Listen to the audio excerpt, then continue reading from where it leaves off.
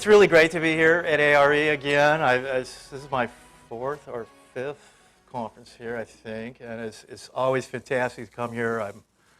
All the presentations are really interesting to me. I always learn a lot of new things. It's great to see Andrew Collins yesterday and whatnot.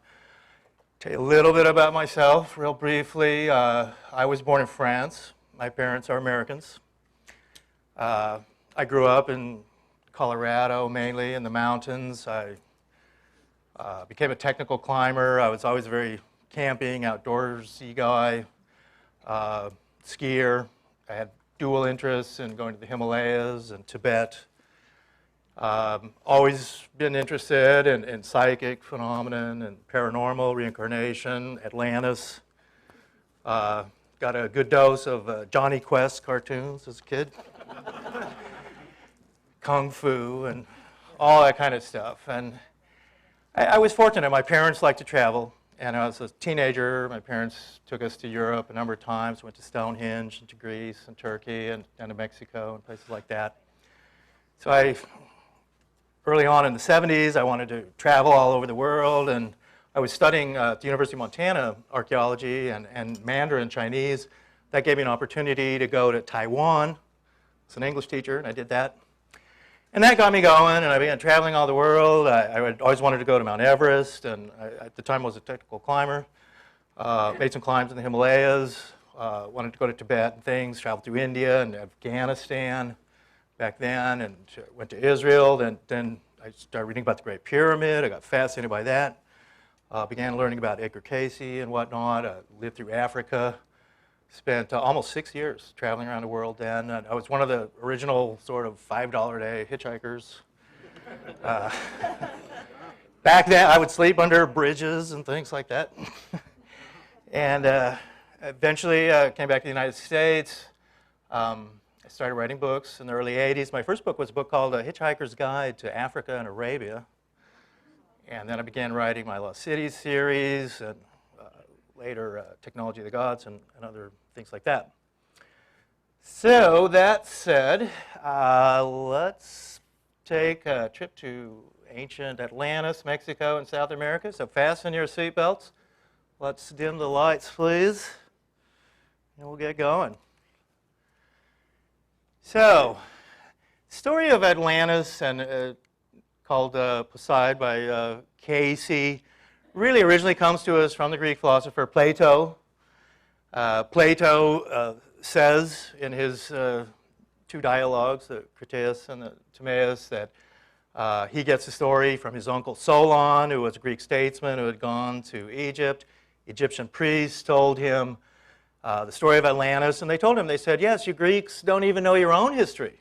And Greece is a much older country than you even know. And then they tell him the story of Atlantis, and that's largely where we get, a lot of the information, the mainstream information about Atlantis.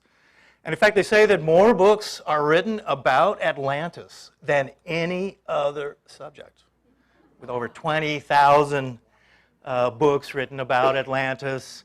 Atlantis has been placed all over the world, from tiny islands in the Mediterranean. It's been placed in the Sahara.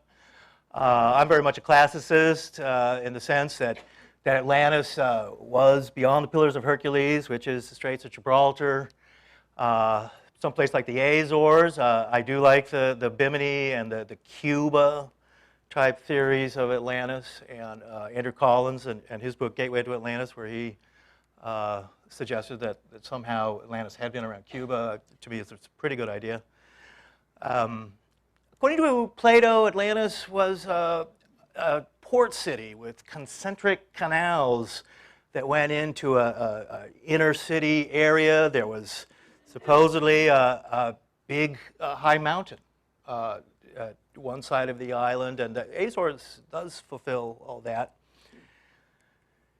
The idea too that Atlantis was, say here, a large sort of central continent or a series of islands. This is one of Childress' maps. We'll see another one later where he had also Lemuria over in the Pacific. And the whole idea, too, of the South America being depressed then and there being the Amazonian Sea we'll see some more things along that as we go along. This is a Mayan frieze that's been destroyed, and supposedly it's from the Yucatan, from the ruins of Koba. This was found by Theobert Mahler, a German archaeologist, and it was taken to Berlin, and then it was destroyed during World War II in the bombing. So we don't have this today. It appears in a book, a couple of my books, and originally in Stacey Judd's book. But it's basically telling the story of Atlantis. You got pyramids crashing into the water, volcanoes going off, people are drowning, some people are escaping, a very Mayan looking type guys, and apparently this was, even in Mayan times, they were familiar with the story of Atlantis and told it. This is a side scan sonar off of Cuba, taken in the year 2000 by a Canadian-Cuban oceanic team. They were using a bathysphere. And they said that at like 1,000 feet underwater off Cuba, that they saw were pyramids and city streets and things like that. This was a robotic sub going down, and they released this one side scan image. And this may well be, perhaps, the only image ever taken of, say, Atlantis, if Atlantis is indeed in that area. We have the Bimini Road and things like that. I mean, and that's part of the thing, is that Atlantis, you would think, would be underwater. That's the story. And underwater ruins are all over the world, particularly around the Mediterranean and around India, also Indonesia. This is an underwater archaeological site off the Nile Delta. It's 35 kilometers into the Mediterranean, and was apparently a dynastic Egyptian city. So at that time, even Egypt was a much bigger area, and the Nile Delta went at least 35 kilometers further into the Mediterranean than it does today. This is the ruins of Giganteja on Malta. For many years, archaeologists said that these were the oldest ruins in the world, and they are megalithic. They thought they were about 9,000 years old. Today now, the last few years, they're now saying that the oldest ruins are the ones in Turkey that Andrew Collins mentioned yesterday at Göbekli Tepe in southeast Turkey, and they're saying those are like 11,000 years old, and that is now getting really to the time period of Atlantis, what we're talking about. These are also some of the ruins at Malta. There's evidence that Malta was hit by a giant tidal wave in ancient times. One thing I want you to look at here real quickly is this round ball at Malta. We're going to be seeing some more of those later as part of the mystery. And in fact, they think that Malta, during say 10,000 years ago or something, was actually not an island, and that it was connected to Sicily and other areas, and that the Mediterranean at that time wasn't the Mediterranean Sea as we know today, as it is, but it was actually more like a Death Valley or Dead Sea area that was below sea level, had a series of lakes in it. And then what happened was a giant tidal wave from the Atlantic came in and utterly filled up the Mediterranean. And even today, there's over 200 known sunken cities in the Mediterranean. And of course, they weren't built underwater. In the Eastern Mediterranean, in Lebanon, is really where we have the largest stone block construction in the world, and that's at Baalbek in Lebanon. It's difficult to go there today. You can't. It's Lebanon, is starting to get it together, but it's a dangerous area, and so not many tourists go there. But this area too are blocks of stone at Baalbek that weigh like 1,000 tons. The largest known cut stone blocks and things are there. And it's like this area too, what was hit by a giant tidal wave. Today, there's a Roman temples built on top of Baalbek, and in fact, Jerusalem is the same kind of thing, where you have what are called these massive ashlars, a platform of like 500-ton, even 1,000-ton blocks of stone. And Jerusalem is the same. And so both Baalbek and Jerusalem were these apparently ancient sites, Atlantean sites, built with gigantically huge blocks. And then later, other cities were built on top of them, and other temples and things like that, including the Temple Mount. And in fact, that Temple Mount today has the third holiest mosque, the Dome of the Rock, there in Jerusalem on it. And that's also Solomon's Temple as well. Archaeologists have to explain somehow how these giant blocks are moved. And we'll get into more of this as we go along. They're saying, officially, and then this is something we're going to see again, and particularly in South America, how many ancient ruins are much, much older than mainstream archaeology tells us, and Baalbek is like that. So the mainstream archaeologists have got to somehow explain it. Well, here's how they say that they were moved, that there were these hourglass kind of notches built, cut into the stone, into the granite, and then this giant cage, is built around this giant block of stone, okay, with pulleys and all that. And the pulleys are locked into the giant block with these little hourglass cuts. And then after building this giant cage around this block, then with all the pulleys and guys, and they can lift this 1,000-ton block up a few inches and move it a few inches. And then they have to do it all over again. And it really, you know, and this is part of the whole thing with megaliths in general, and we're going to see a lot in the next hour and a half here. And that is, I mean, why? Why would anybody go through tremendous effort like this, you know, to build? Why do you want to build with giant blocks of stone the size of railway cars and things like that? It doesn't really make sense. We don't do it today, even though we have all kinds of cranes and sophisticated equipment. But the ancients really did that. And it really must have been because it wasn't so difficult for them. Somehow it was very easy. And we'll get into that maybe later tonight. This is an old National Geographic illustration. It's from the building of the Parthenon. This is from the 40s. And look over here. These are what are called keystone cuts. And these are called keystone clamps. These clamps, they're in double T shapes, or they're hourglass shapes. Sometimes they're even loops and things like that. And they're an unusual way of really fitting megalithic blocks together. So keep a note of this, because we're going to be seeing some more of those. The whole idea, too, of course, the Sphinx and the building around the Valley Temple of Khephren. We're about to see the Sphinx, of course, being, say, over 10,000 years old. Right to the left of the Sphinx is the Valley Temple of Khephren. It's a megalithic building. It's built with these jigsaw patterns, notched blocks of granite. There's some basalt in this, too, that perfectly fitted together. Another, what is thought to be a pre-dynastic building in Egypt, is the Osirion, which is the dynastic temple of Abydos is built really because of this pre-dynastic temple that's here. The Egyptian government actually had spent years, and is still doing it, pumping water out of this, because it was really partially submerged, and that you could still see water and stuff down there. But again, you see this unusual notching of blocks. You see things like these little unusual knobs. You see the little jigsaw fitting of blocks, and it's megalithic. And so what I want you to really see here is sort of construction techniques. And this is what we'd call really Atlantean type construction. All right, so now we'll head for the Yucatan. And this is Chichen Itza, Mayan city, and that's there. Chichen Itza was originally built by the Mayans. It was later taken over by the Toltecs. The Toltecs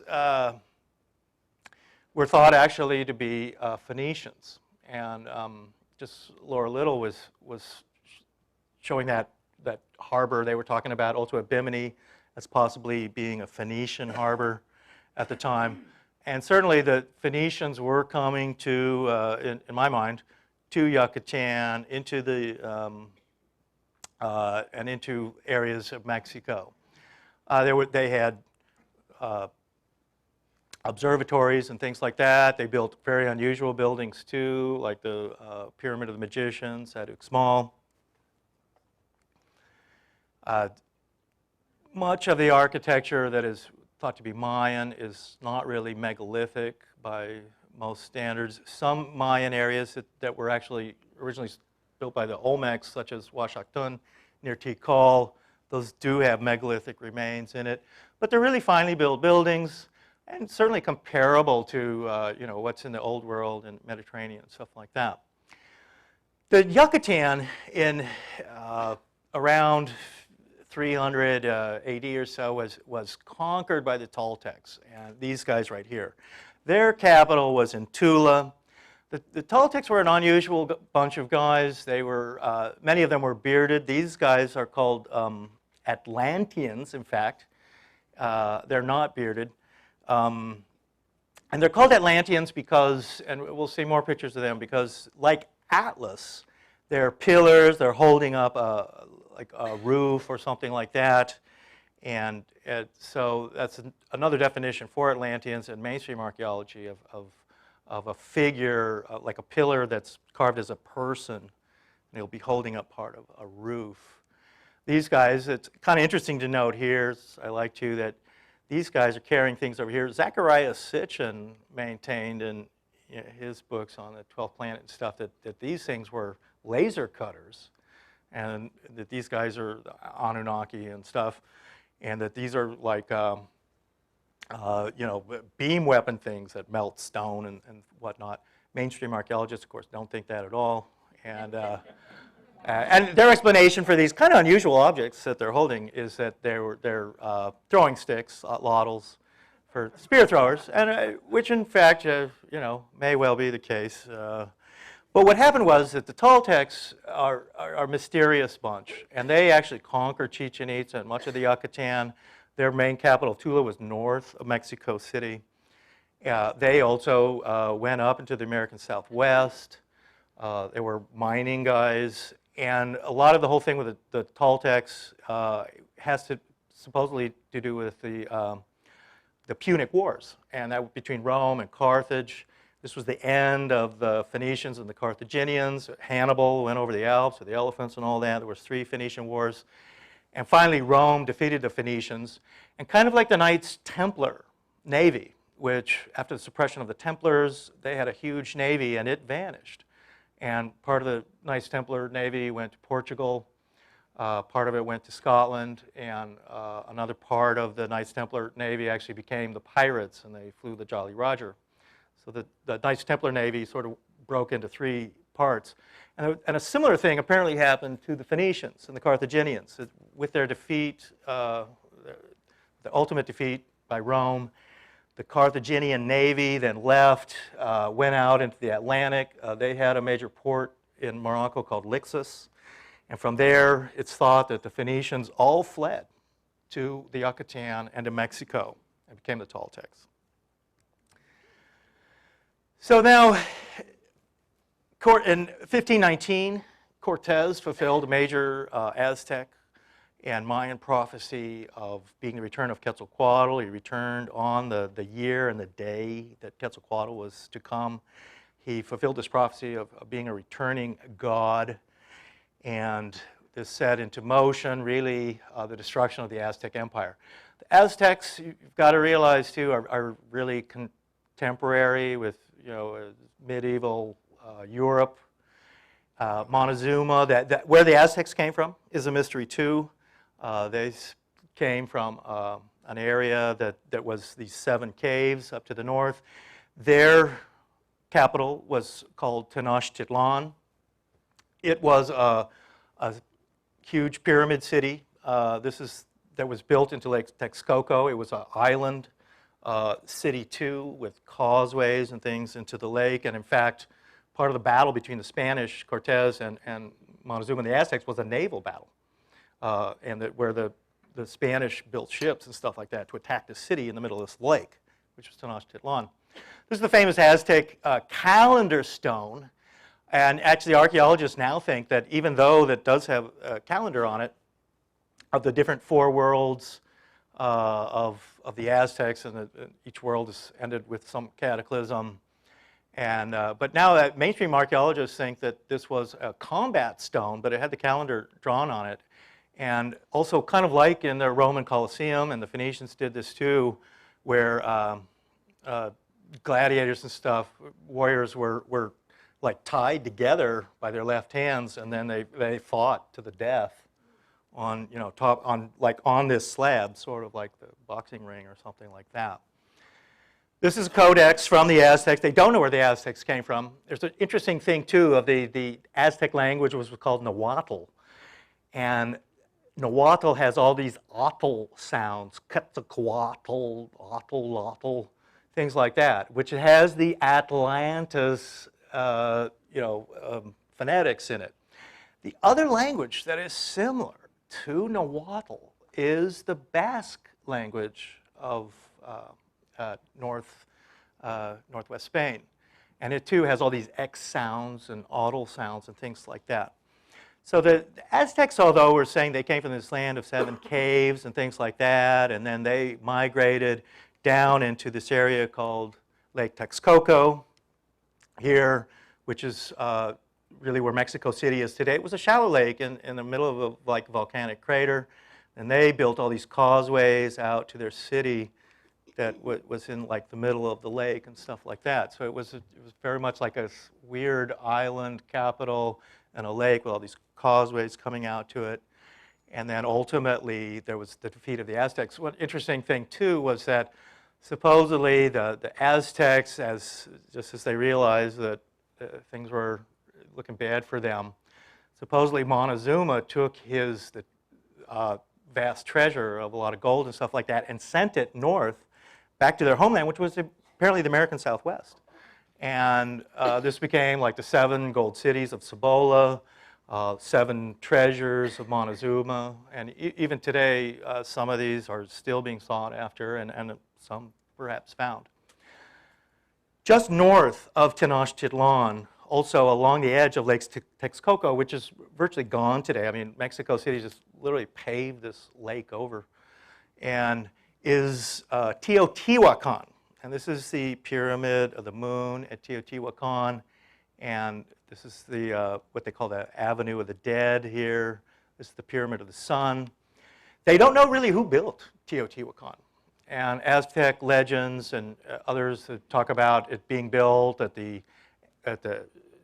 end of the Third World. Giants built Teotihuacan. It was already a ruined city in Aztec times. It's interesting, too, that according to Peter Tompkins, he said that up here, when they were doing excavations, that there was a layer of mica up at the very top of the Pyramid of the Sun, and that it would have shown. It would also had some kind of dielectric, or mica is like a insulating layer, kind of like asbestos or something, and electricity. One of the other theories, too, about Teotihuacan was that rather than being a high and dry city like it is today, and you walk down supposedly this Avenue of the Dead, but that this was a pre-planned aquatic city, and that water flowed through the streets, that water was everywhere. It was a boat city. The pyramids and other buildings were rising out of this artificially planned lake. It would have been a huge, like, floating gardens and things like that. And I mean, and what's interesting here too is that oftentimes pyramids and pyramid sites are also associated with water and hydrological works. And there's evidence too at Giza that there was also at one time at Giza this massive hydrological plan with water pouring out of some of the tunnels and things like that and washing away. There was also near Giza this giant lake called Lake Morris, which is gone. There's a pyramid in the middle of that. So it's kind of interesting too, that this whole idea of these ancient cities. South of Mexico City, just right on the edge, is also this unusual site, which is a very ancient circular pyramid known as Cuicuilco. Mainstream archaeologists are saying Cuicuilco is maybe 200 BC, even maybe 500 BC. But there's kind of a problem there in that part of Cuicuilco is covered with a lava flow. And so there's this lava flow going over part of the city. And that lava flow, as geologists date it, as like 7,000 years old. So you have these discrepancies here of the archaeologists saying, well, this, a few hundred years BC, and then geologists saying, well, yeah, but da-da-da. And certainly was. So you get to see how, and this was in my books too, constantly trying to, arguing with experts and the very conservative mainstream archaeologists, and it's a struggle. But yet, I mean, it's like there are so many things that just are anomalies and don't make sense, and if you just ask the right questions, look the right things, you can start to figure it out. South of Mexico City is a megalithic area too, and there are megalithic areas in Mexico, and this one is called Monte Alban. Monte Alban is in Oaxaca. Also nearby Monte Alban is Mitla, which is also a megalithic site. Monte Alban is unusual in that it's a mountaintop city, and they literally cut the top off this mountain and leveled it. And it was a massive, massive building project, literally just shaving the top off this mountain and then building the city that's there today, Monte Alban. And this is part of it. This is some megalithic remains with giant blocks at Monte Alban. So Monte Alban now is ascribed to Zapotecs and was probably even earlier an Olmec city. We'll get into that a little bit later. This is also the area of a lot of the crystal products that came out of Mexico, including the crystal skulls. And with the Zapotecs and Mixtecs were from this area, I mean, this is where those things came from. And what few really fantastic treasures that have been found in Mexico are also found in this area. Also at Monte Alban, very curious reliefs, and these are very Olmec, and we'll see more Olmec stuff a little bit later. In fact, these slabs, they have some kind of medical type drawings on them, and it's as if this was maybe even like a medical university or something. And in some ways, almost like the, say, Cayce concept of the temple beautiful or something like that, that was, in this case, in Mexico. All right, let's go farther now south, down into Central America to Costa Rica. And one of the mysteries of Costa Rica is these giant stone balls. And they're granite. There's hundreds of them have been found in the jungles of Costa Rica. They're different sizes. Some of the stone balls weigh tons, and they are the size of cars. They're perfectly round granite balls, and I'm told by engineers that it's one of the most difficult things to actually create by hand is a perfectly round stone ball. And these things, in most cases, these things are perfectly round. Some of the stone balls you're going to see are slightly oval shaped or something like that. It's a mystery why these balls are there, who carved them. Archaeologists have no idea. Occasionally, smaller of these balls are discovered in some tombs that they dig up. This is a display at the National Museum in San Jose, Costa Rica, where they dug up some shaman's grave, and in his grave was one of these smaller balls.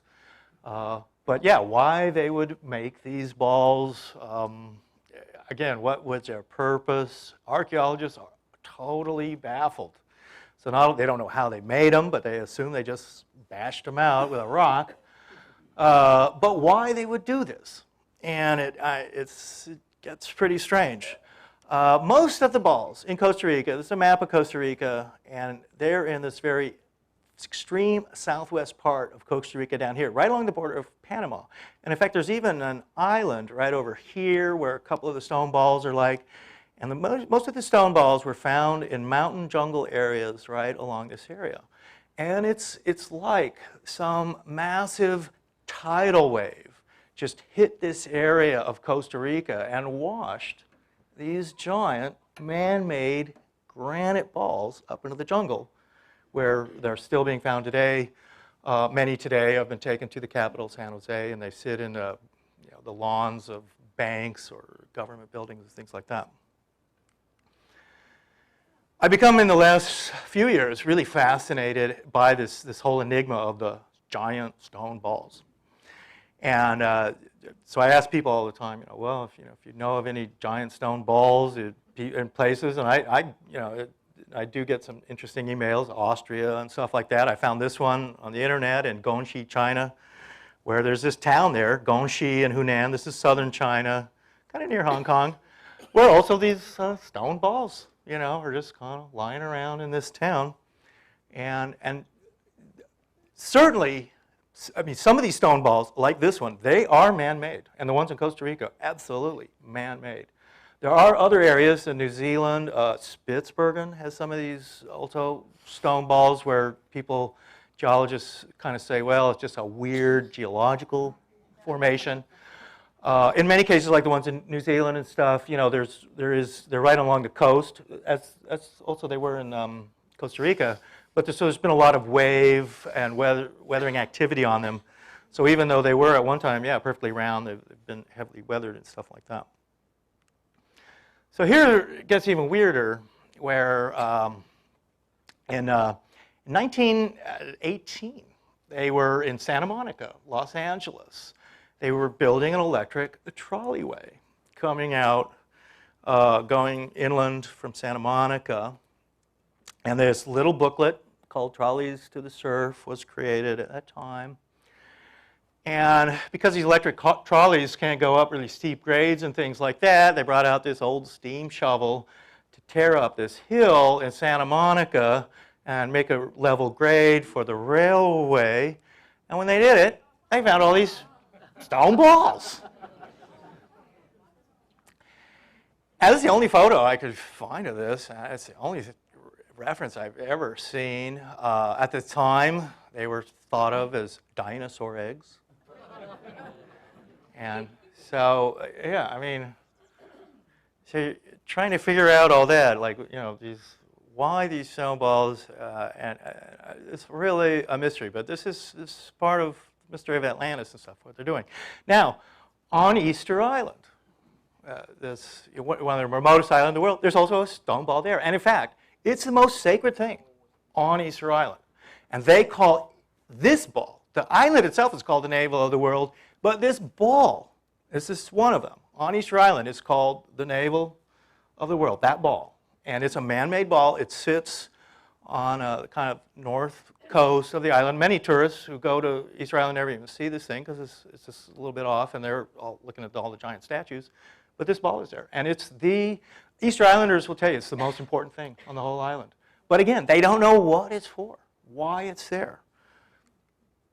So as you travel on Easter Island, oddball place, we won't get into that today about Easter Island, but one of the things about Easter Island was that the statues, according to the legends on the island, many of the statues that were carved out of this quarry were then placed along the edge of the island, and they were facing inland.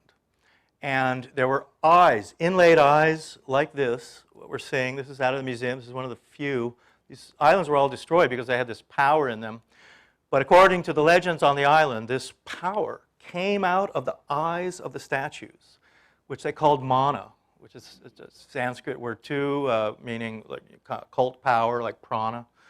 And that this energy was coming out of the eyes of these statues who were all looking inland, and their purpose was to protect Easter Island and to keep it from sinking, because the rest of the land, which they called Hiva, had sunk into the ocean. Later, there was this revolution on Easter Island, and they tried to topple the statues and actually kill them by breaking their necks. It's because the statues were alive. That's another story. Also in the museum at Easter Island, again, is another one of these smaller round balls. This one's about the size of like a softball or something like that. It's perfectly round. Interestingly, too, like mainstream Egyptologists maintain that the way the Egyptians dynastic Egyptians built a lot of their things, such as the obelisk, say, in Aswan, was, again, using a ball hammer like this. And you're basically bashing out statues, obelisks, megalithic giant blocks or whatever, but you do it with a round ball in your hand, but it can't be a giant ball. So, only these small diorite balls in Egypt, they say. But this is their explanation for actually the creation of a lot of this stuff. And it's, in theory, yeah, with a ball in your hand, you could bash something out, but, you couldn't really make, in my mind, a lot of that. And those really fine things, we'll look at that a little bit later. On Easter Island, there is one special ruins there called Vinapu on the southeast side of the island, which is a triangular island. And Vinapu is unusual, a lot of lichen patches, but it has also, it's megalithic, and it's perfectly fitting pillow-shaped blocks, very similar to the Bimini Road, and also very similar to a lot of the walls and things in Peru. And so that's where we'll go now too. This is the famous 12-sided stone in Cusco. Cusco is a megalithic city. This stone actually is on the beer label of Cusqueña beer. So you get to see it all the time if you're drinking beer in Peru or in Cusco. And Cusco is interesting too. The only factory in Cusco is the beer brewery there. And it was built by the Germans during World War II. So many of the walls and things in Peru around Cusco are built from this same kind of jigsaw pattern, this polygonal pattern of granite blocks locked in together, really perfectly fitted in this interlocking way of stones.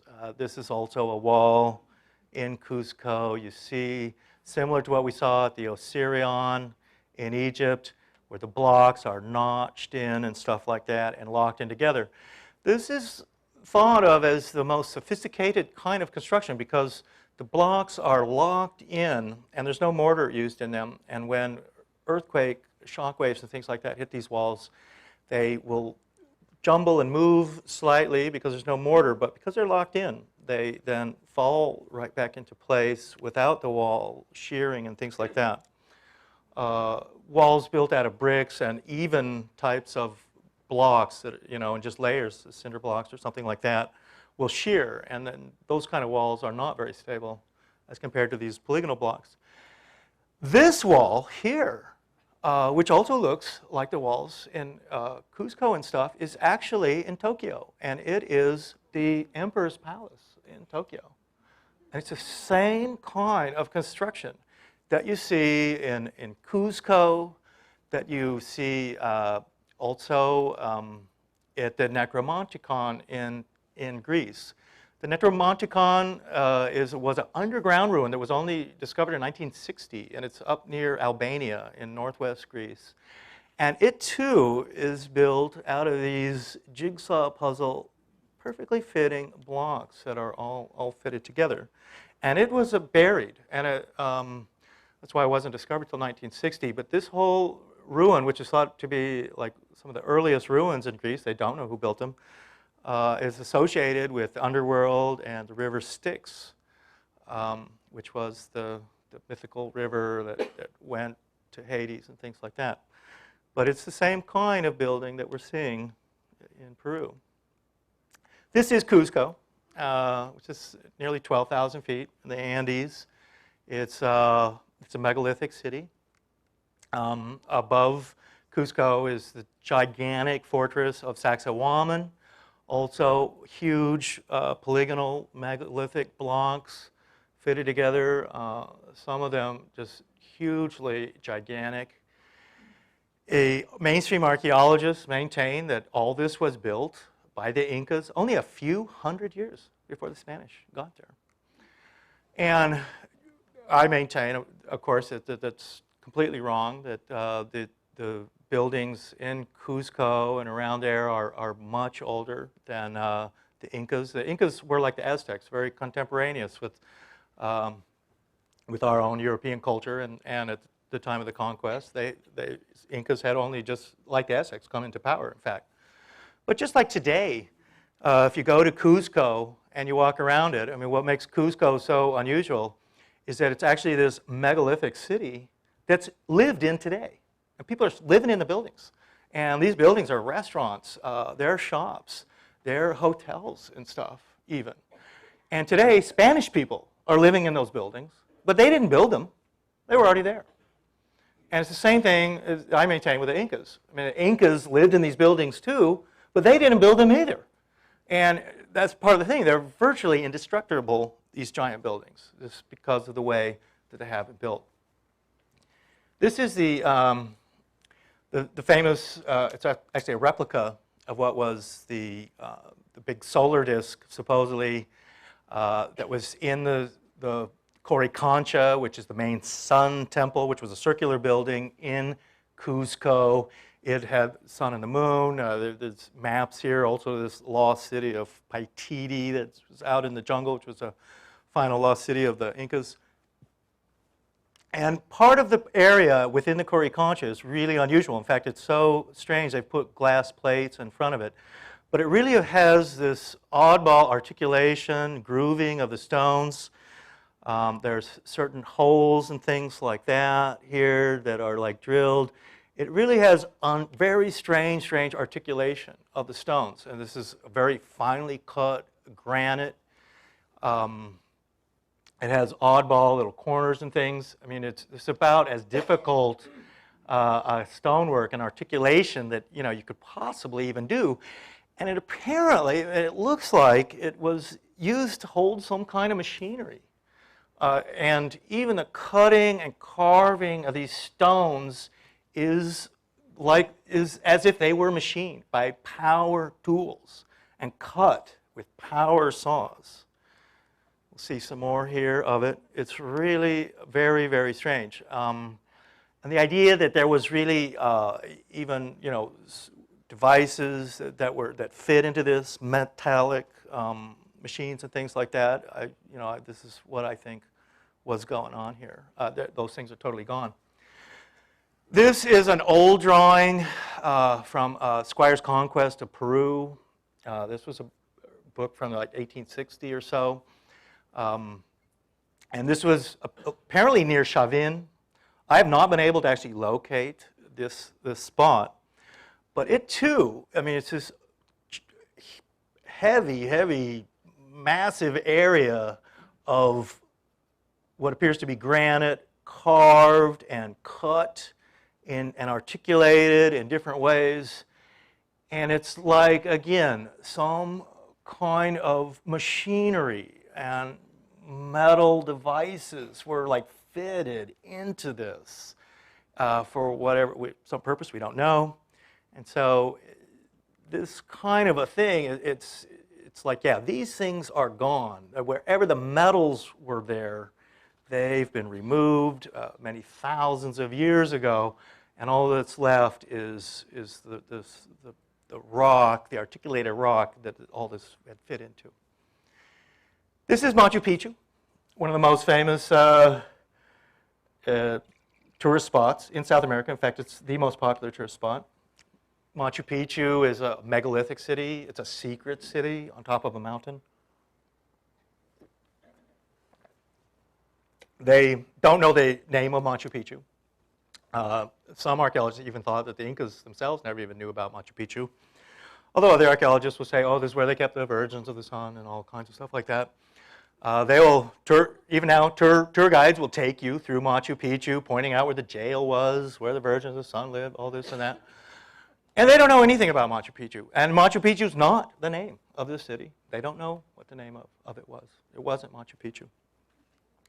Machu Picchu has, areas of Machu Picchu are fantastic, megalithic, carved. And you start to see here how you have different levels of construction, where you have megalithic blocks cut and fitted together here. They're weighing many tons, cut out of fine granite. But then as you get up to these upper areas, you see how the construction starts to break down, and it becomes a lot, kind of crummy rubble construction fitted together.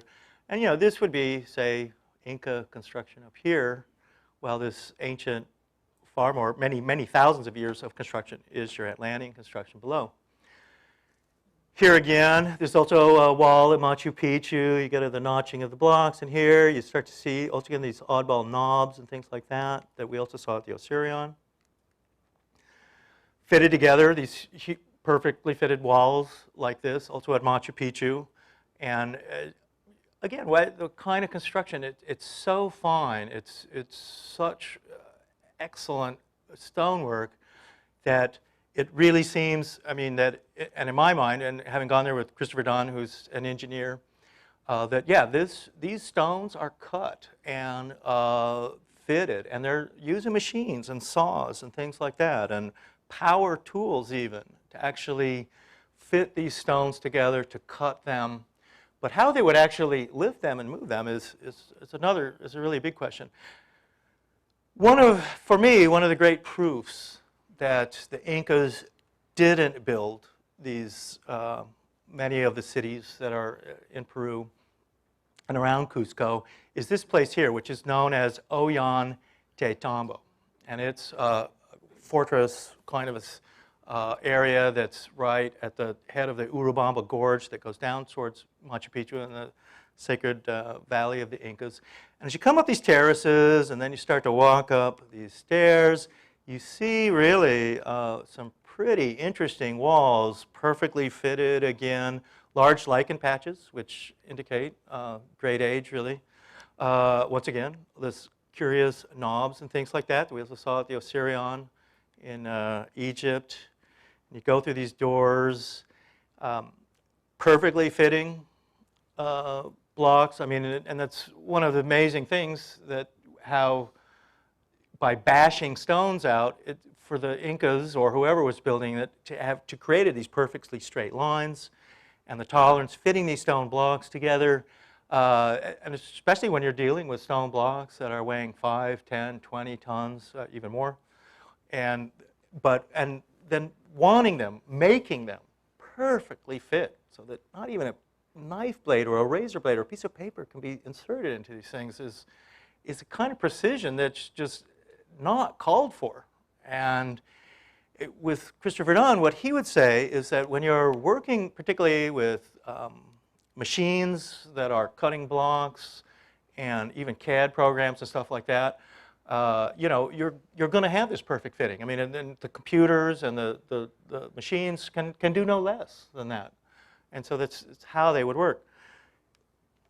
Again, what was baffling with mainstream archaeologists is that you have these perfectly fitting megalithic blocks, even these inside corners and things like that. It's a kind of construction that modern Peruvian government, you know, even with cranes and bulldozers and everything they have today, I mean, they couldn't really build walls like this, and certainly don't. But then, once again, you see, like up at the top, the megalithic perfect construction stops, and suddenly you got this crummy rubble construction. As you get up towards the top of Ollantaytambo and the Sun Temple there, it gets even stranger. Giant blocks of red granite are lying around. Only one of the walls is really fitted together. And this is kind of what tourists usually go and see. They stand in front of this wall. It's got like 6 huge slabs of granite.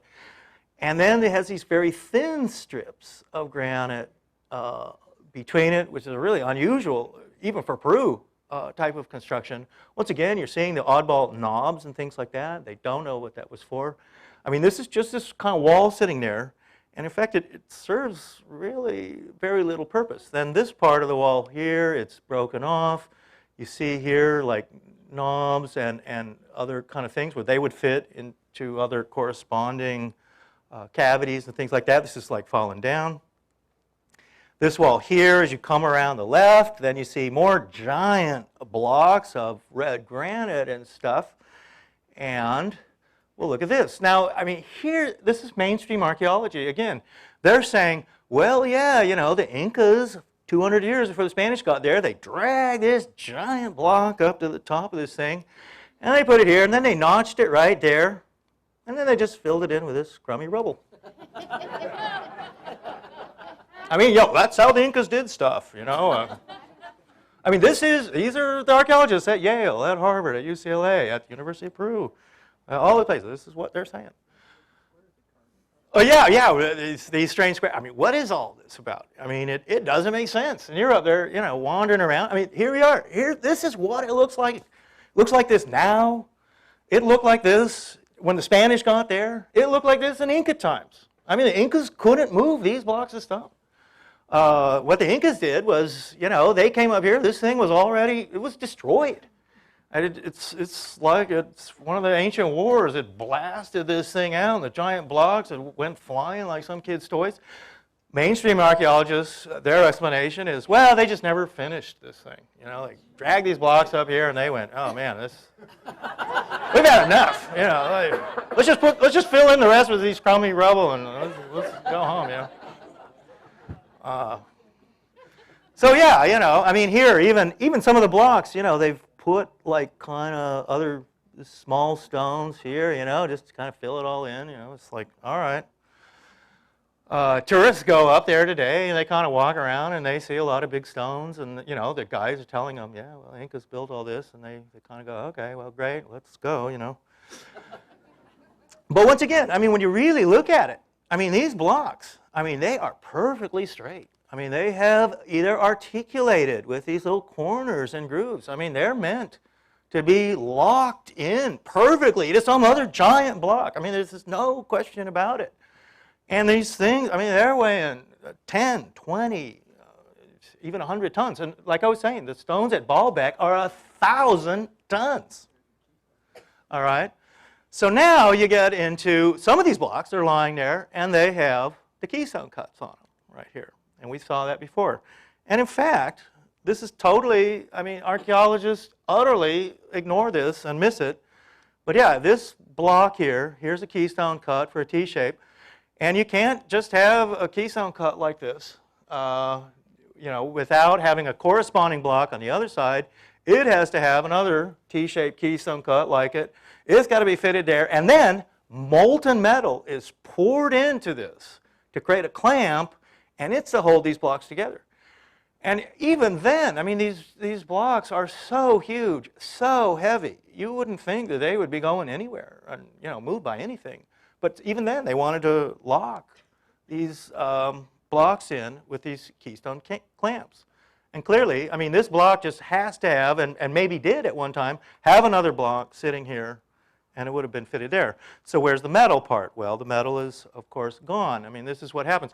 And I remember some years ago here at Ancient Mysteries at ARE, and Mark Lerner was talking, and I mean, he gave, of course, a good presentation, but you know, he was skeptical of the whole Cayce thing and Atlantis, and he said an interesting thing. He said, well, I'm looking for that Atlantean Mercedes in the desert, you know, made out of, better to get the Atlantean DeLorean, you know, that's made out of stainless steel or something.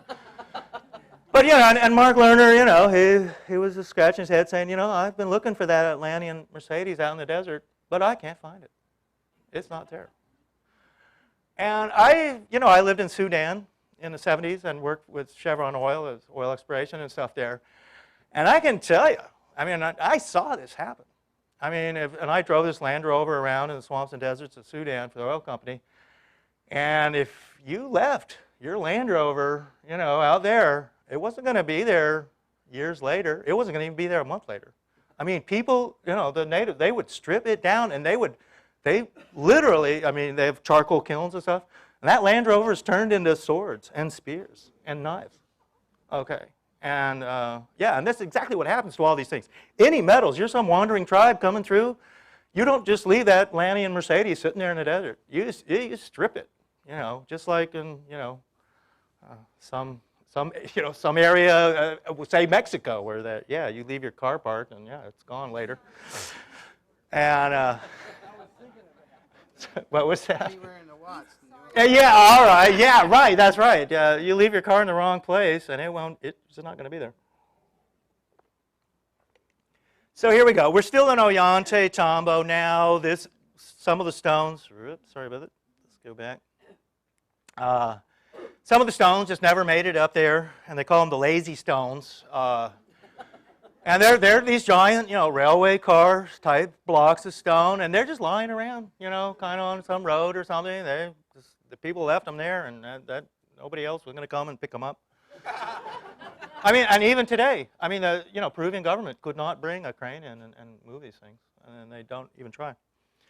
So there is a quarry that's near Ollantaytambo, and it's across the Urubamba River, which is here, and Ollantaytambo and the giant megalith stuff's kind of over here on the right. Now up here, this is the quarry, way up here on this mountain. And there's a trail up there. I've been up there a couple of times. I just went back there this summer because I wanted to see, several times what's up there. It's hard to get up there, and we rode horses actually up there the last time. As you go up the trail, you're looking back, Ollantaytambo's back this way. You see an interesting thing here too, which is kind of a simulacra, which is this pyramid that is actually in the fields. But as you get up towards the quarry and you're climbing up on this mountain, and you look down, and it's this sort of illusion of this pyramid. And in Peru, they make a big deal out of this, and there's even whole books that are just about this field and what a cool idea of it is, being a simulacra and stuff like that. This now, we're still in Peru, and this is a late 70s Landsat satellite photo of the eastern Madre de Dios jungles of Peru. And in this area right over in here, you see a kind of egg carton shape. And that is this series of what are 8 huge pyramids in the jungle. And they first saw this by satellite. This area is an extremely remote area of Peru, particularly on the eastern slope going down into the Amazon jungle. There's very, very few roads here. Much of it's this massive national park. And whole expeditions have gone into this area and vanished, never come back. Peruvian military has flown in here with helicopters to fly around these things. They're jungle covered, like pyramids or something. And the idea, they're trying to figure out whether these things are just natural or if they are these huge pyramids that are, just out in the jungle. So you keep going south in Peru. Eventually, you get to Lake Titicaca. And right around Lake Titicaca are these very strange towers called Silustani. They're megalithic too. They are known to be pre-Inca. And this is one of the oddball things, that once you start getting away from Cusco, suddenly, then, okay, well, the Incas didn't build this stuff anymore. Now it's being built by somebody else. And they're actually older than the Incas. That's okay. Their archaeologists, become a little less conservative and stuff. They don't know what these towers are for, and they're saying oh, well, these towers were, they're megalithic. Again, perfectly fitted together with giant blocks and stuff like that. And then the mainstream archaeological idea is that, well, they're burial towers. So, they just bury people in them. In my mind, my explanation with these probably, exactly what they were used for, but they may have been giant smelting kilns and things like that, and just in a minute we'll be at Tiwanaku. There's part of these whole sites that there had to be metallurgy, and so a lot of these places were ore areas, foundry, and creating iron, copper, bronze, whatever, tin. They had to have these major metallurgical sites, and those skills might have been part of it.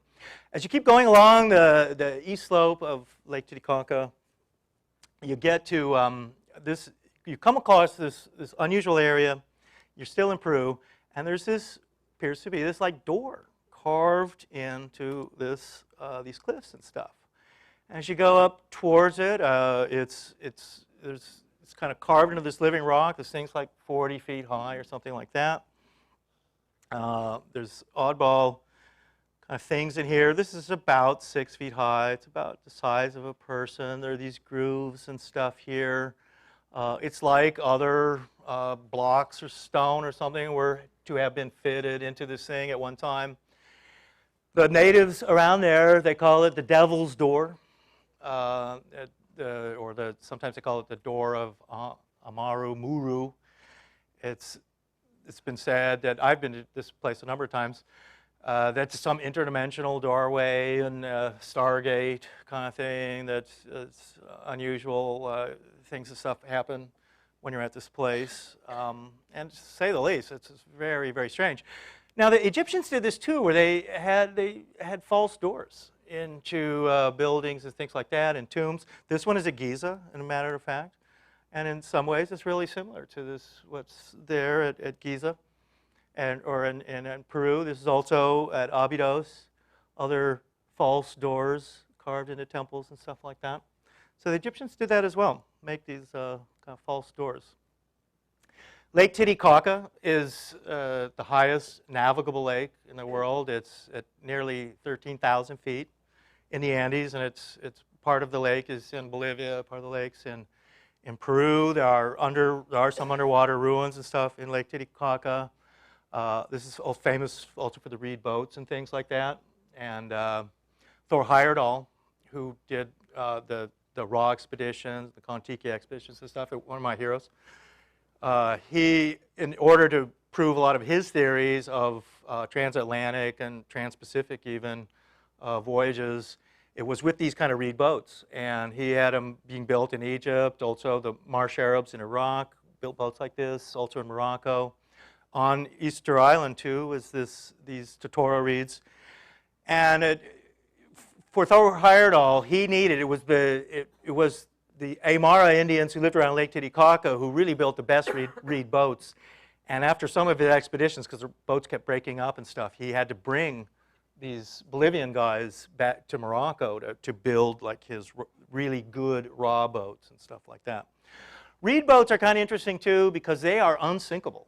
And reed boats cannot sink. Even if they break up, all the pieces will still float.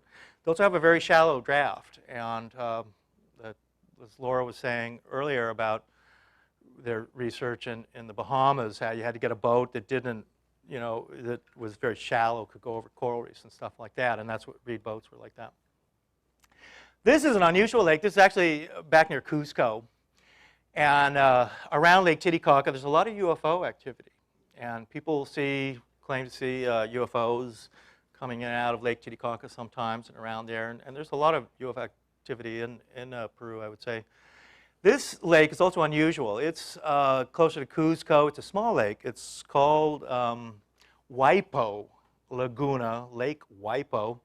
It's a small lake. And as you get down toward it, and people had told me about this. I've been here a couple of times.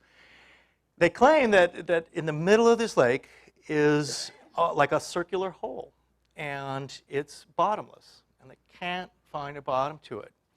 And this lake is also famous for UFOs, and supposedly, like 4 in the morning, discoid-type craft are seen coming out of this lake right here. And and this lake, like Lake Titicaca in Peru, it's like synonymous with UFO activity.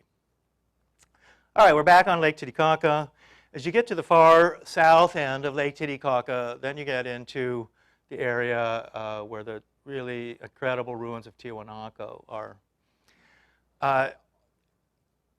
They've done underwater excavations at Lake Titicaca. There are some underwater ruins there. Jacques Cousteau, actually, in one of his documentaries, he also goes diving stuff. Because it's so high, the lake, you need to have special mixed gases and stuff to go scuba diving there. The water's very cold. One of the strange things about Lake Titicaca is that there are seahorses in it. There's a kind of a seahorse. And seahorses are really an oceanic saltwater thing. And seahorses really, the idea that seahorses are in this freshwater lake that's 13,000 feet in the Andes is very, very unusual. Yeah, so this kind of, the idea that there are seahorses in Lake Titicaca definitely fits into the whole idea that there is some cataclysm, like a pole shift or something like that, 10,000 years ago, or 50,000 years ago, whatever, that the South American continent was lifted up. This is one of James Churchward's drawings again. And Churchward, he also believed in this Amazonian Sea Lake Titicaca would have been really kind of right in here where it is, and even Tiwanaku would have been kind of like right about in here or something.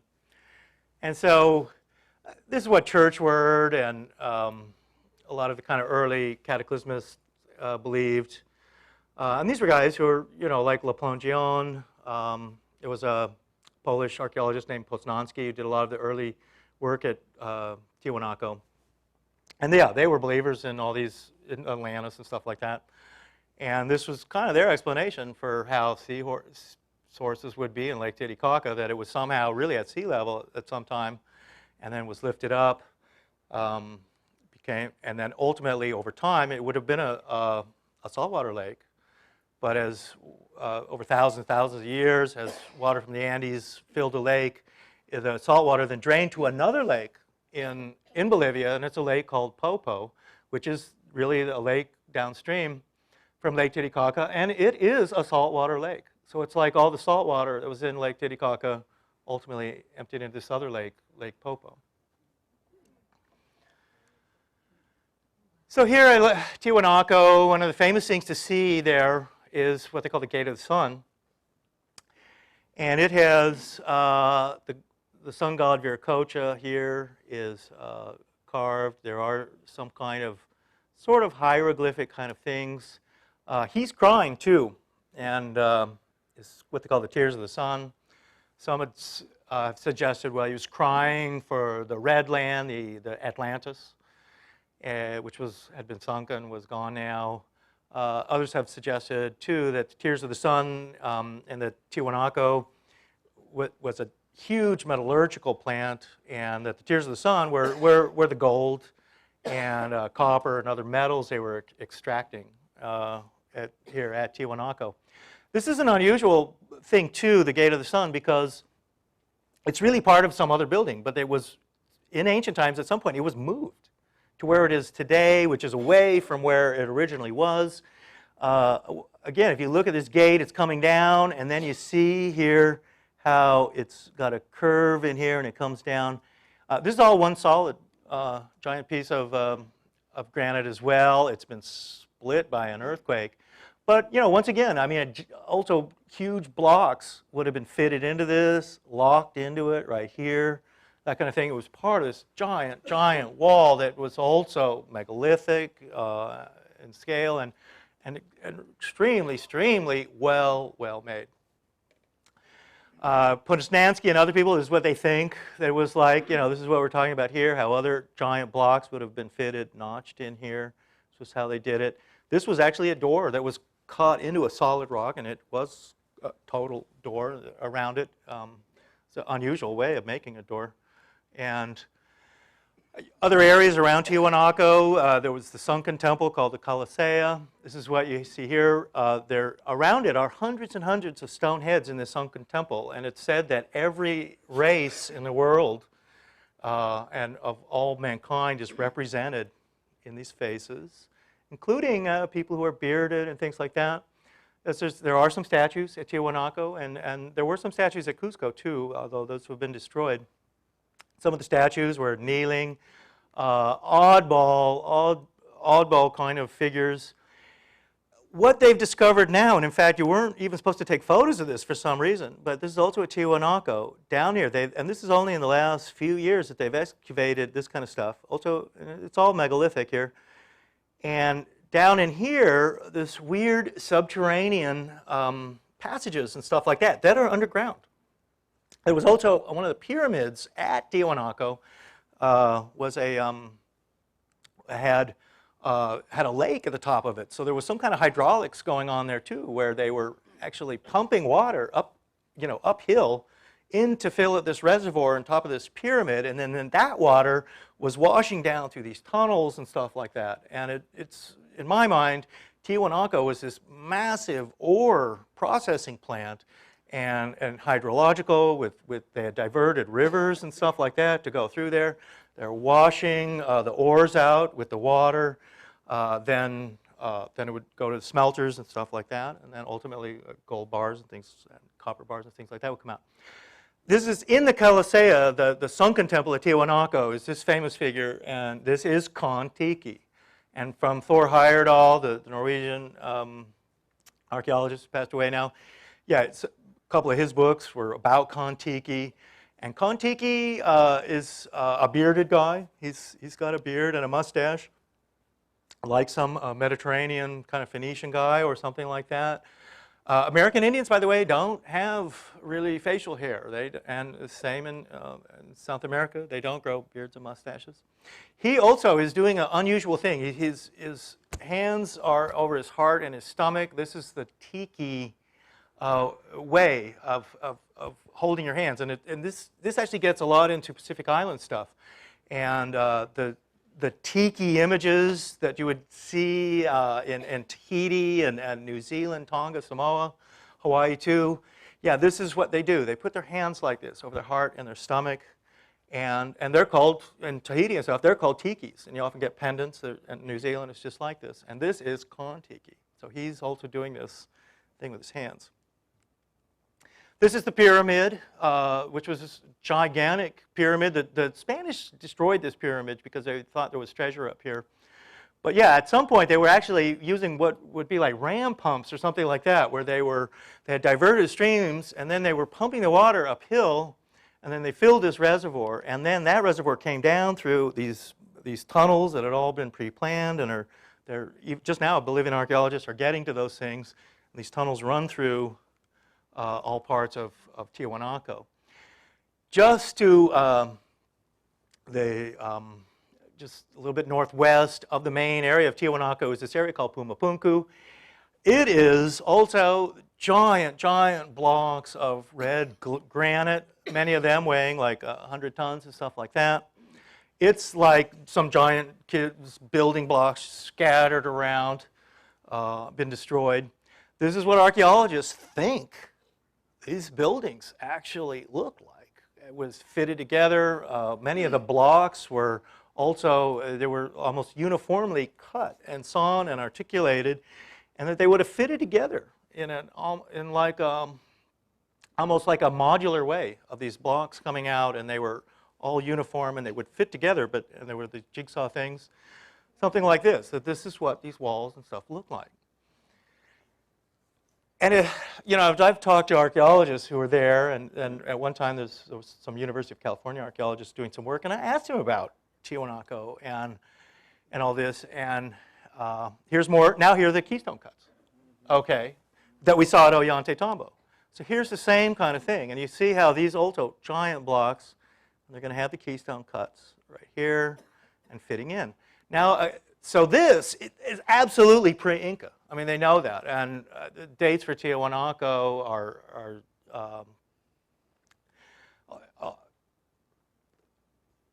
the dating there is very controversial. Mainstream archaeologists are saying, okay, well, Tiwanaku is maybe 100 AD or maybe 100 BC, and that's 1,000 years or more before the Incas and stuff, at least. But now you can clearly see that, yeah, this whole kind of construction is pre-Inca, and this really, the proof is here with this, that the Incas weren't building those buildings. And at Ollantaytambo and Cusco, Machu Picchu and stuff, yeah, they didn't build that. Now, when I talk to archaeologists about this, and it's like some giant cataclysm hit this area. Here's more Keystone cuts. And the archaeologists there said, oh no, you know, the Spanish just pulled these buildings down. And I couldn't believe that, and this was a woman actually, I couldn't believe she said that. I was like, man, this thing was ruins thousands of years before the Spanish ever got here, you know. No, that's not how she saw it. And, you know, I mean, as you walk around this area, I mean, it is just destroyed. And even much of the area is just covered by, you know, many feet of mud and muck.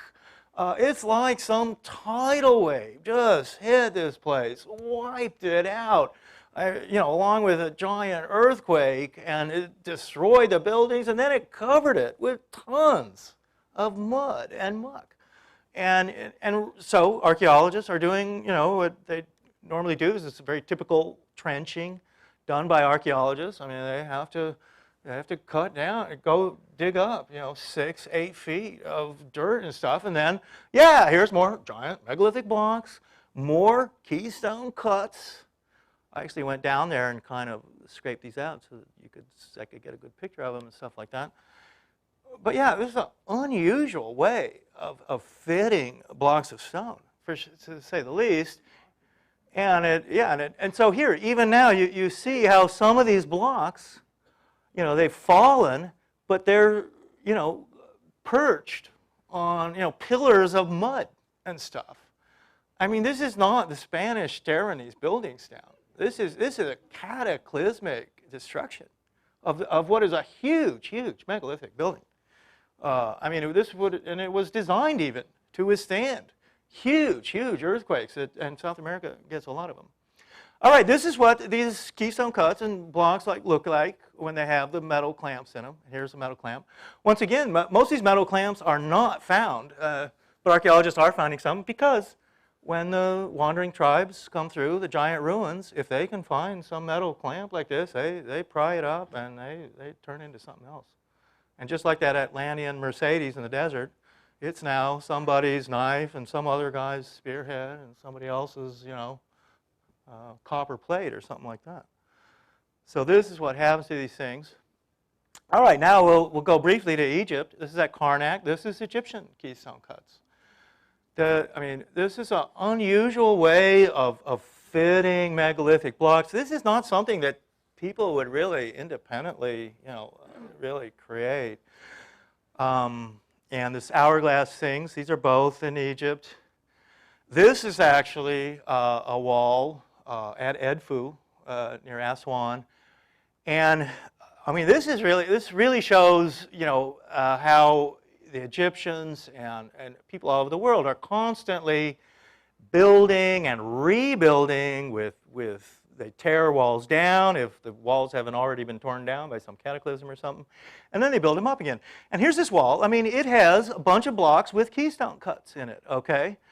But it's a vertical wall. I mean, this wall has been reconstructed by the Egyptians themselves from older blocks that were somewhere else. And I mean, none of these blocks, in a couple of cases, like here and here, they actually, for whatever reason, put two kind of keystone cuts together, but they can't be filled with the metallic clamps on a vertical wall like this. These blocks of stone had to be part of something else. They were, turned down horizontal so that the metal clamps and stuff could be poured in. But other keystone cuts over here, I mean, they just, like here and stuff, yeah, I mean, that block doesn't have a keystone cut. And it wouldn't have worked there anyway. So this is what happens. You see it in Egypt. You'll see it in other places. I mean, blocks of stone are just rebuilt and other walls are made. And this is what happened to a lot of sites. And particularly, say, in South America and Mexico, a lot of ancient sites, like the Coricancha, the Sun Temple in Cuzco, I mean, it's a Catholic church now. And it still is today. And they do Mass, but tourists do go in there. All right, we're back at Tiwanaku for a little bit. This is what some of the guys at Tiwanaku looked like. Wore turbans, things like that. Some of the statues are also wearing turbans. He's got a nose plug. These are also guys at Tiwanaku. This guy here looks very oriental. This guy up here's got the beard and the mustache and stuff like that. He looks very Mediterranean, European or something. So you get at Tiwanaku, you get different racial groups and stuff like that. These are some heads at Tiwanaku. And some of these people have the extended craniums and stuff, and we're going to see some of those right now, where they do the elongating of the cranium and stuff. And I mean, we call, the sort of pop name for these guys is the cone heads. And so yeah, this is the whole idea that you're going to, double your cranial size, really. And this is something found also all over the world. I mean, this guy's, skull capacity is about 3 times the size of a normal person, and probably not the kind of guy you want to meet in a dark alley, But so, and these are also in Peru, and these are near Ica. And so now, This, too, is a really unusual way of manipulating the skull, if that's what they were doing. Squeezing it. When you're, we don't know why people did this, whether they naturally look like this, or if they were trying to imitate extraterrestrials look like this, or they were just trying to expand the cranium and stuff like that. I want to recommend a really good book kind of on this subject, which is Andrew Collins' book, From the Ashes of Angels, which is about the Watchers and stuff. I've read almost all of Andrew's books, and I like them all. That one's one of my favorites, and it gets into also this cranial deformation to a point. The Olmecs. Now let's go back to Mexico now. We're in central Mexico along the Gulf Coast. This is an Olmec cranium. It too is elongated. The Olmecs did that, and in fact, they were very famous for it. The Olmecs were really only discovered in 1940. I mean, they were a culture, a civilization that's very important now. They're said to be the oldest civilization, pre-Mayan. At the time of the Cayce readings, the Olmecs were unknown.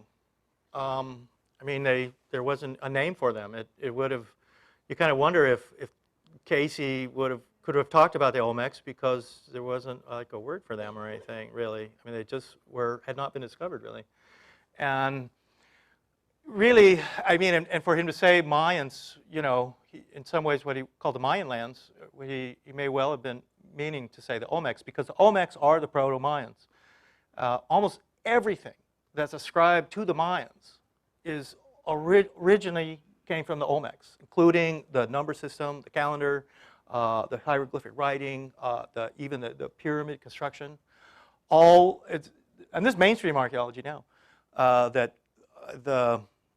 almost all Mayan sites were originally an Olmec site originally, and then it became a Mayan site.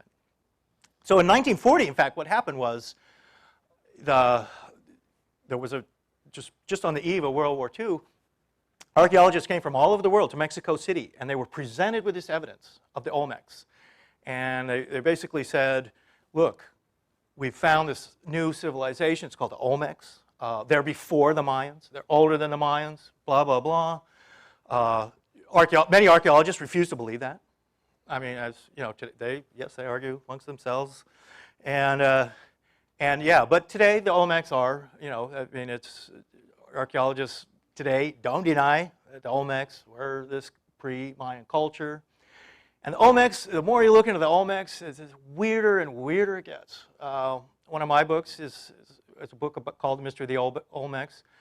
There's only about 10 books have ever been written about the Olmecs. I mean, there's so little is known about them. And mainstream archaeology doesn't really like to talk about the Olmecs, because the more you would talk about the Olmecs, as I point out in my book on Mystery of the Olmecs, I mean, it really dispels almost all the dogma that of the archaeologists maintain with the Americas and stuff. The Olmecs just totally throw all that out the window, so they don't talk about it. They don't write books about it. They try and discuss the Olmecs as little as possible. Now, the Olmecs themselves, like they're famous for, are these giant, what they call the colossal heads, and they are 20-ton basalt heads, and there are approximately 20 of them that have been found. This one was one of the most famous. In fact, what happened with this guy? I mean, these huge basalt heads were buried, and at some point, it's kind of like at Easter Island or something, where they wanted to. There was some kind of revolt or something, and they wanted to bury these heads. They wanted to destroy the evidence, but they couldn't really do that with these basalt heads. They're such hard stone that they can't be chipped away or broken up. So they tried to bury them. And this head, this is kind of how they found the Olmecs around 1940, and it had to do with certain other statues and stuff like that. But this thing was buried, and there was a trail through this village, and it kind of went right across the top of this guy's head, you know. But he was buried, and as a while, they started noticing that, yeah, they were walking on this like kind of curious rock on the trail, and somebody thought, you know, let's kind of dig around this thing and see what's there, and lo and behold, this is 20-ton beautifully carved head. And now, of course, one of the interesting things about the Olmecs, particularly the colossal heads, is that they're very African looking. And they don't look like Native American Indians at all. Yeah, I mean, they're wearing these helmets. I mean, this is one of the really, and this is why, again, archaeologists don't like to talk about the Olmecs, because as you look at the Olmecs, they too, like at Tiahuanaco, almost every racial group is represented within Olmec art. And we have a lot of Olmec art. And clearly, Africans are part of it, but also bearded guys and Orientals. The Olmecs built out of basalt, and this basalt kind of cage of these basalt crystals, which are polygonal logs that are split off. And in fact, there's this giant city in the Pacific that's completely built out of these things, and the Olmecs use them too. They're magnetic. Olmec cities like La Venta, which is thought to be one of the capital cities, perhaps the capital city of the Olmecs, was also a pre-planned city. It had actually very good drainage systems and stuff like that. So it had good sewage and water and stuff like whatnot. They started moving, you know, these giant heads around. Even how, I mean, they would move a 20-ton, you know, head like this. And they were just heads rather than, you know, full statues, but really, really huge. And basalt is very, very, very hard stone. And carving basalt is extremely difficult. And so how they would do that, even, once again, it's like you would need power tools and things like that. And these are extremely fine statues, excellently made. And again, the colossal heads always look very, very African. And they were like pharaohs.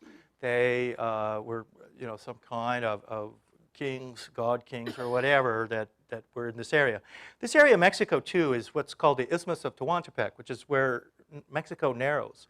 And it was originally thought the Olmecs were really on the Atlantic side, on the Gulf side, and around Veracruz and Villahermosa, the Tabasco area. This is also the oil area of Mexico, and this is in these swamps and stuff like that, where bulldozers would literally, you know, bring some of these things up.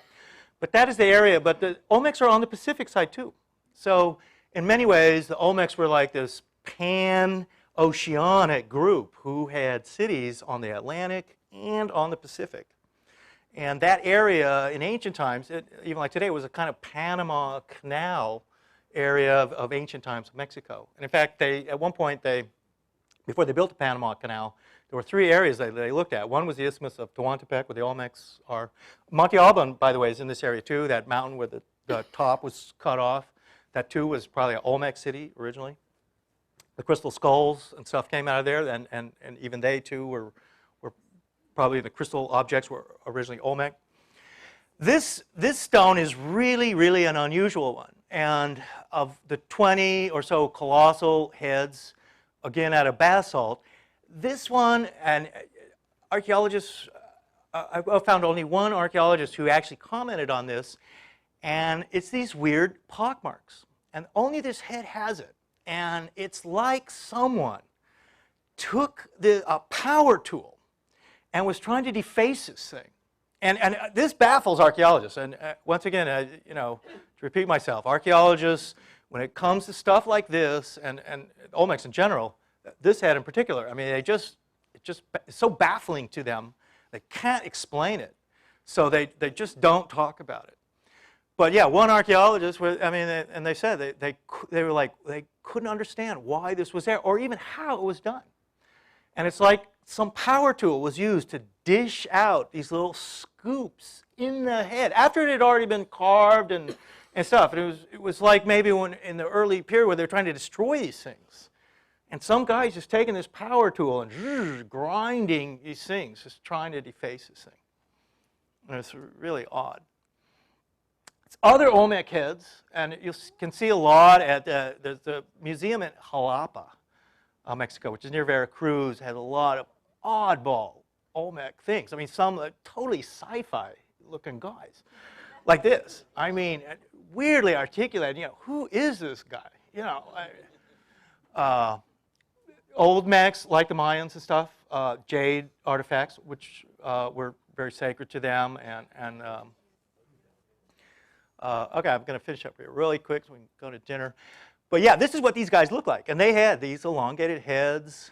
These are jade. This is a very famous, was an Olmec mini grave kind of figurines that were found like this with what they call jade celts right there, little adzes.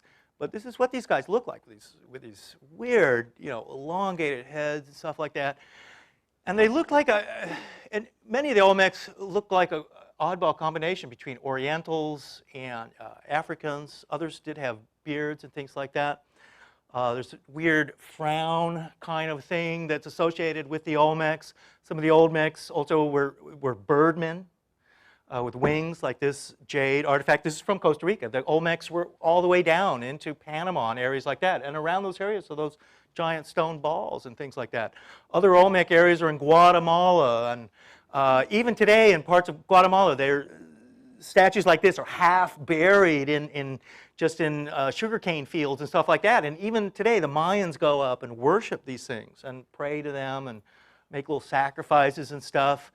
Around Guatemala, too, which in the Pacific side of Guatemala, are also all these weird Olmec heads. Many of them look Oriental. Others are just kind of giant boulders that have been carved out into these things. They're just found. Like out in these fields and stuff, which is a very steep area. And again, that area is like some cataclysmic tidal wave and stuff like that. Just pushed them. Many of the Olmec things look kind of oddball Egyptian feel to them. This is an Olmec one too. The earliest hieroglyphic writing that ultimately became the Mayan hieroglyphs is found on some of these early Olmec statues and stelas and stuff like that. And yeah, this is the early proto-writing right here. And they don't know, you know, what these signs and things like that mean. Certain areas too, the Olmecs, they were into hallucinogenic drugs, taking magic mushrooms, psychedelic mushrooms, and things like that, and they would be buried with those and jade artifacts. Some Olmecs, this one is also from Costa Rica, quite far south. I mean, the mainstream archaeologists don't like to extend the Olmec realm, you know, that far, but they have to. He's a Cocopelli guy. He's a hunchback again, but he's an Olmec, and he's got the elongated skull and stuff like that. The Egyptian god Bes was like that. He was the god of good luck for sailors and things. These are Atlanteans again, in the sense, this is basalt. And these two guys, they look also very African. They're Atlanteans because they're holding, like Atlas, they're holding up some rooftop or something like that. This guy's an Olmec guy too. He looks very Oriental. He's wearing a kind of pharaonic headdress. He's got something on his forehead that's like even today, Orthodox Jews do this thing where they take parts of the Torah and they tie it to their forehead and stuff. And it's like he's doing something like that. Finely carved statues. This guy's an Olmec too, only he's like really, you know, Chinese, Oriental. So that was part of the thing. They're saying that the Olmecs, in many ways, are a lot like America is today. I mean, a melting pot of cultures and stuff from all over the world. Mainstream archaeologists, by the way, are saying, yeah, these guys are all American Indians. Oh, they look like Africans, but they're not Africans, they're American Indians. Oh, they look like Chinese guys, but they're not Chinese guys, they're American Indians. Because in their dogma, people can, now this guy is also an Olmec, and he is more Mediterranean. He's got a full beard and a mustache and everything like that. So in mainstream archaeology, oceans are barriers. People just can't get into boats and go places. No, they got to walk thousands of miles through, you know, hostile tribes and stuff like that to go places. Okay, you can't just get in a boat, go somewhere. You know, and that's unscientific. Oceans are highways, not barriers. That's the easy way to go someplace, is in a boat. But, you know, go to Harvard, go to Yale, go to University of Virginia, and ask them. Oh, no, people can't. You know, Columbus, yeah, he could cross the ocean. Some Vikings, yeah, they can do it too. But not these other guys, you know. These guys are all Olmecs too. There's a lot of weird stuff about the Olmecs. I don't have time to get into today. This guy's an Olmec with his kind of thing. And again, the strange arm gestures and stuff like that. The Mayans did all that too with different, and that's also a yogic thing and Buddhist, Hindu thing. And very famous in Hawaii with the talking hands and all that.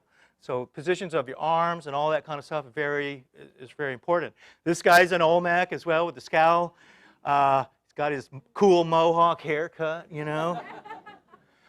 They did a lot of facial tattooing and piercing. I mean, some of these guys could be, you know, walking down, you know, through Greenwich Village today with their orange mohawk, nobody, and pierced, you know, earrings, and nobody give them a second look, you know. These guys are Olmecs. These are from Comacalco. This is what these guys look like with this, you know, oddball, the extended cranium and all that kind of stuff. And you can, I mean, there are ways when you can take a small child before the plates in his head have fused together and stuff like that.